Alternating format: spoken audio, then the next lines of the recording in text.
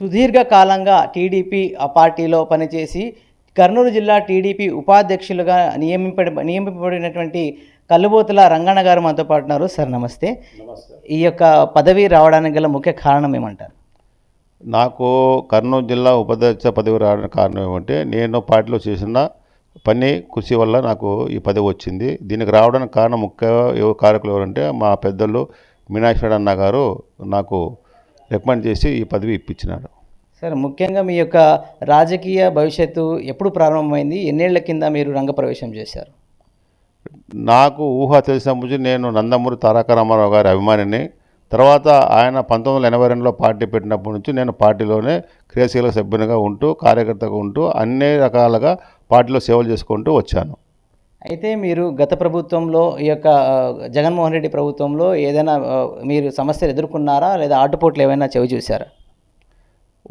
వైఎస్ఆర్సీపీ ప్రభుత్వంలో నా భార్య పేరు మీద ఉండే రేషన్ షాపుని వాళ్ళు తీసుకున్నారు. నా యొక్క 10 ఎకరాల తోటను ఎర్రచందనం తోటను తగలబెట్టి నాకు 40 లక్షల రూపాయలు ఆస్తి నష్టం కలిగించారు. అయితే మీకు అప్పుడు వెన్నంటి ఉన్న వ్యక్తులు ఎవరంటారు? మీరు ఎందుకు చర్యలు తీసుకోలేరు? నా వెన్నంటి ఉన్న వ్యక్తులు మా అన్న మీనాక్షి అన్నగారు, అలాగే మా పార్టీ నాయకులు, పార్టీ కార్యకర్తలు, నా యొక్క వార్డు ప్రజలు, వార్డు కార్యకర్తలు, నాయకులు అందరూ నాకు వెన్నంటి సపోర్ట్ ఉన్నారు. నేను అప్పట్లోనే దీని మీద కేసు పెట్టాను. కానీ అప్పుడు అధికారంలో వైఎస్ఆర్సీపీ గవర్నమెంట్ ఉండడం వల్ల ఆ యొక్క పోలీస్ అధికారులు నా యొక్క కేసును నీరుగార్చారు. నేను మరలా ఇప్పుడు కేసును దాన్ని రీఓపెన్ చేయాలని చెప్పని మళ్ళీ ఇప్పుడు అప్లై చేసినాను. ఆ ప్రాసెస్ జరుగుతుంది. సార్ వైసీపీ నాయకులే మిమ్మల్ని ఇబ్బంది పెట్టారని మీరు చెప్తున్నారు. వీళ్ళకు చేసినటువంటి ఈ పనికి ఆధారాలు మీతో ఏమైనా ఉన్నాయా? ఆధారం లేవు, కానీ 2021 ఎలక్షన్లో మున్సిపల్ ఎలక్షన్లోన నా దగ్గర కొంతమంది వైఎస్ఆర్సీపీ పార్టీ నాయకులు వచ్చి కాసి మీరు మా పార్టీకి సపోర్ట్ చేయాలని చెప్పని వాళ్ళు అడగడం జరిగినది. నేను చెప్పాను వాళ్ళకు, నేను లేదు తెలుగుదేశం పార్టీలో ఉన్నాను, నేను అట్లా ఒక పార్టీలో ఉండి ఒక పార్టీకి నేను సపోర్ట్ చేయను, నేను తెలుగుదేశం పార్టీకే చేస్తాను, తెలుగుదేశం పార్టీ అభ్యర్థి గెలుపు కోసం పనిచేస్తానని చెప్పాను. అది జీర్ణించుకోలేక వాళ్ళు నా మీద కక్ష కట్టి ఈ రకంగా నాకు నష్టం కలిగించారు. అయితే సార్ ఇప్పుడు మీరు రాజకీయ విమర్శలతోనే పబ్బం గడుపుతారంటారా? లేదా తెదేపా పార్టీకి ఏదైనా బలోపేతం చేసే పనులు చేస్తానని మీరు అనుకుంటున్నారు?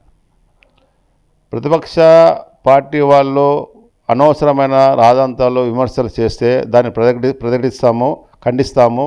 అలాగే మా పార్టీని బలోపేతం చేసుకుంటూ ముందుకు పోతాము. తెలుగుదేశం జిల్లా టీడీపీ జిల్లా అధ్యక్షురాలు గుడిసె కృష్ణమ్మ గారితో కలిసి మీ యొక్క ప్రయాణం ఏ విధంగా ముందుకు సాగుతుందంటారు? మా అధ్యక్షుల గుడిసె కృష్ణమ్మతో మాకు మంచి సత్సంబంధాలు ఉన్నవి. మేము ఆమెతో అన్ని రకాలుగా ఆమెకు చేదోడు వాడుగా ఉంటూ మేము ఈ యొక్క పదవి ఉన్నంతకాలం ఆమెతో అన్ని రకాలుగా సపోర్ట్గా ఉంటాము. రాజకీయంగా పార్టీ బలోపేతానికి జిల్లా వ్యాప్తంగా మీరు ఎటువంటి ప్రణాళిక రూపొందించారు? ఇప్పుడు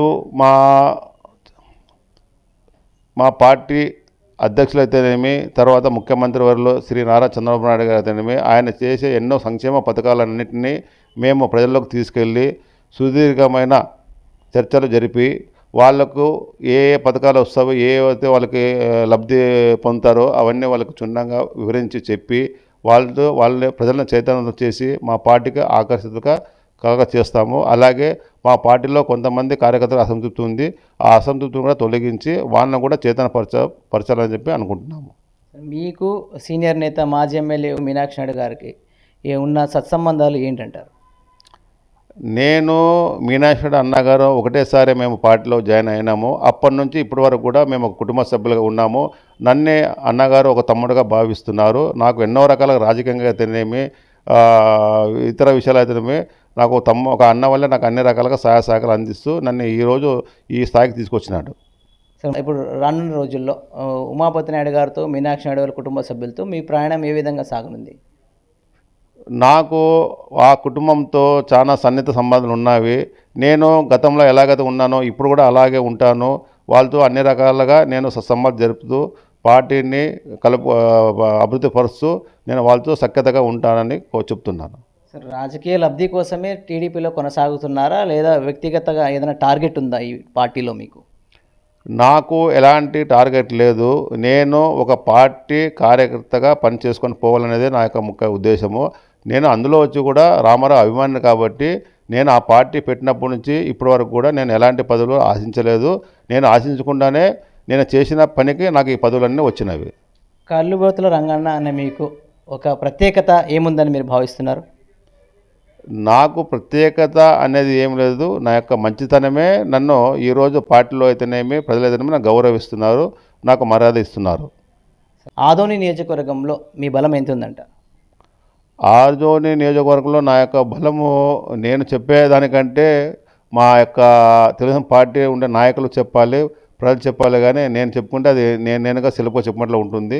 నేను ఒక సామాన్య కార్యకర్తగా పార్టీలో ఉంటూ ప్రజలకు సేవ చేయాలనేదే నా యొక్క ముఖ్య ఉద్దేశం. లోకేష్ యువగళం పాదయాత్ర అయితేమి, ఈ యొక్క సీఎం చంద్రబాబు నాయుడు పాదయాత్రలో కూడా ఈ జేబీ గార్డెన్స్లోనే ఆశ్రయం కార్యకర్తలకు ఇచ్చారు కదా. ప్రతి కార్యకలాపాలకు కూడా మీరు ముందుంటారు, ఎలా చూస్తారు? నేను పార్టీ పెద్దలు ఏం చెప్తే కూడా దాన్ని శిరసావహిస్తూ నేను అన్ని పనులు చేస్తాను. నేను జేబీ గార్డెన్ ఫంక్షన్లు పెట్టినప్పటి నుంచి ఇప్పటి వరకు కూడా పార్టీ ఏ మీటింగు ఏ కార్యక్రమం జరిగినా కూడా ఇక్కడే జరుగుతున్నవి. నేను పార్టీ దానికోసము ఎలాంటి లాభ అపేక్ష ఆశించకుండా నేను ఫ్రీగా ఫంక్షన్లని పార్టీ కోసము మీటింగ్ల కోసము అయితేనేమి, తర్వాత లోకేష్ గారి యువగలం పాదయాత్రలప్పుడు కూడా అయితేనేమి నేను అప్పటి నుంచి ఇప్పటి వరకు కూడా ఫ్రీగానే ఇస్తున్నాను. లోకల్ బాడీ రానున్న రోజుల్లో జరుగుతున్న లోకల్ బాడీ ఎలక్షన్లో తెలుగుదేశం పార్టీ విజయకేతనం ఢంకా మోగిస్తుందని మీరు భావిస్తున్నారు? వచ్చే రాబోయే మున్సిపల్ ఎలక్షన్లో అయితేనేమి, పంచాయతీ ఎలక్షన్లో అయితేనేమి మా కూటమి ప్రభుత్వము అత్యధిక మెజార్టీ సీట్లు గెలుచుకుంటుందని చెప్పి నేను భావిస్తున్నాను. ఆ రకంగా మేమంతా ప్రణాళికలు సిద్ధం చేస్తున్నాము. మేము ప్రజల్లోకి మా పార్టీ చేసే కార్యక్రమం తీసుకెళ్ళి ప్రజలను చైతన్యపరిచి మా పక్క వాళ్ళ ఓటుగా బ్యాంక్ చేసుకొని కలిసి మేము అత్యధిక సీట్లతో గెలుస్తామని చెప్పని నాకు ప్రగాఢ నమ్మకం ఉంది. ఎస్, అయితే గత ప్రభుత్వంలో తనను ఎంత ఎదిరించినా, తనను ఎంత ఇబ్బంది పెట్టినా కూడా తను లొంగలేదు, జంకలేదు అన్న విషయాన్ని అయితే మనకు కర్నూలు జిల్లా టీడీపీ ఉపాధ్యక్షుడు కల్లుబోతుల రంగన్న అయితే తెలియజేశారు. రానున్న రోజుల్లో ఆయన పార్టీ బలోపేతం కోసం కృషి చేస్తాను, అలాగే లోకల్ బాడీ ఎలక్షన్స్లో కూడా కూటమి ప్రభుత్వం విజయ ఢంకా మోగిస్తుందని ఆయన గట్టిగా నమ్ముతున్నారు. కెమెరా పర్సన్ లక్ష్మీకాంత్తో రాజారంగ, సిఆర్ న్యూస్.